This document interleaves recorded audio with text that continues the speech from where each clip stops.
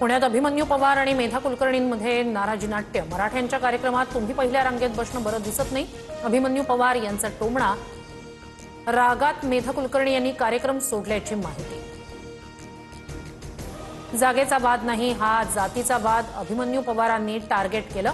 त्यांना स्वतः मुख्यमंत्री असल्याचं वाटतं, मेधा कुलकर्णी यांचे अभिमन्यू पवारांवर आरोप। माझ्या बोलण्यातून मेधा कुलकर्णी यांच्या भावना दुखावल्या असतील तर दिलगिरी व्यक्त करतो। नाराजी नाट्यावर अभिमन्यू पवार यांच्याकडून दिलगिरी व्यक्त। मयत केतन अग्रवालच्या आई वडिलांकडून मुख्यमंत्री फडणवीसांची भेट। आरोपींना फाशीची शिक्षा द्या, केतनच्या वडिलांची मागणी।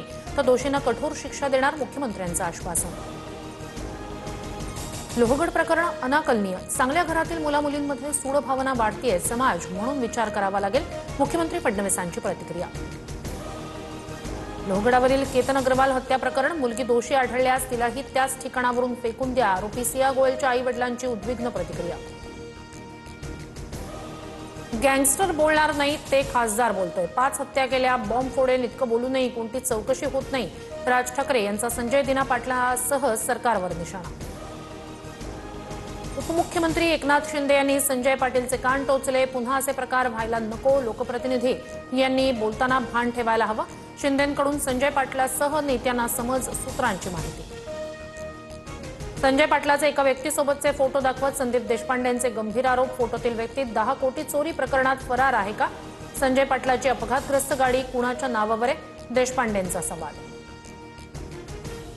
एकनाथ शिंदे एक दिवस मुख्यमंत्री फडणवीसांनाही फोडू शकतात, फडणवीसांनी ऑपरेशन टायगर पासून सावध राहावं, संजय राऊतांचा टोला। राऊतांनी स्वतःच्या पक्षातील मतभेद सोडवावे, नवनाथ बन यांचा सल्ला।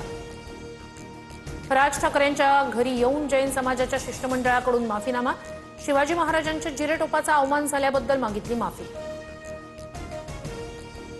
दिल्लीत 2 गुजराती बसलेत म्हणून तुम्ही काहीही करू शकता का? राज ठाकरेंचा सवाल। तर आमच्यावर येऊ नका, आमची डोकी भडकली तर केवढं होईल, राज ठाकरेंचा इशारा।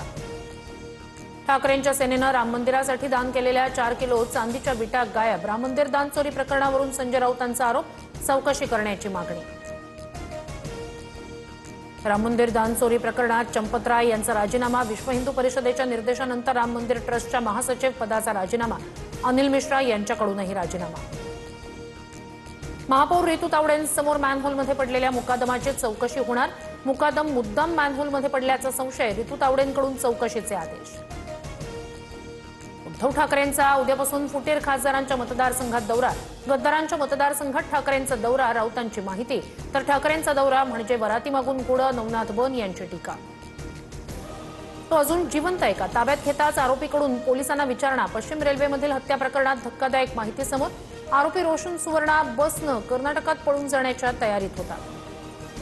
विरारमध्ये गाडी पार्किंगवरून झालेल्या वादानंतर अल्पवयीन मुलावर चाकू हल्ला, विरार पूर्वेच्या कारगिल नगर गणेश चौक परिसरातील घटना, विरार पोलिसात गुन्ह्याची नोंद, आरोपी फरार।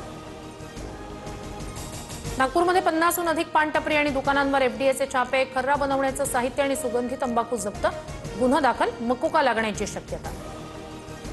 भंडारा शहरालगतच्या नाल्यात औषधांचा मोठा साठा आढळला, एफडीएच्या कारवाईमुळे औषधं फेकल्याची शंका, रासायनिक औषधं पाण्यात मिसळल्यास आरोग्याला धोका निर्माण होण्याची शक्यता।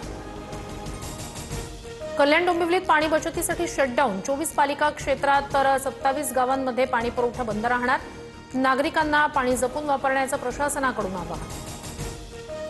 केंद्र सरकारनं कमर्शियल एलपीजी सिलेंडरवरील सर्व निर्बंध हटवले, गॅस पुरवठा पूर्ववत होणार, हॉटेल व्यावसायिक उद्योगांना मोठा दिलासा। 1 जुलैपासून पासपोर्ट महागणार, केंद्र सरकारकडून शुल्कात मोठी वाढ, सामान्य पासपोर्टसाठी आता 2,500 तर तात्काळ श्रेणीतील पासपोर्टसाठी 5,000 मोजावे लागणार। पंतप्रधान नरेंद्र मोदी 2 दिवसांच्या परदेश दौऱ्यावर, सेशल्स देशाच्या राष्ट्रीय दिनाच्या सुवर्ण महोत्सवी सोहळ्याला मोदी विशेष अतिथी, 27 ते 29 जून दरम्यान दौरा। व्हेनेझुएला देशात झालेल्या भूकंप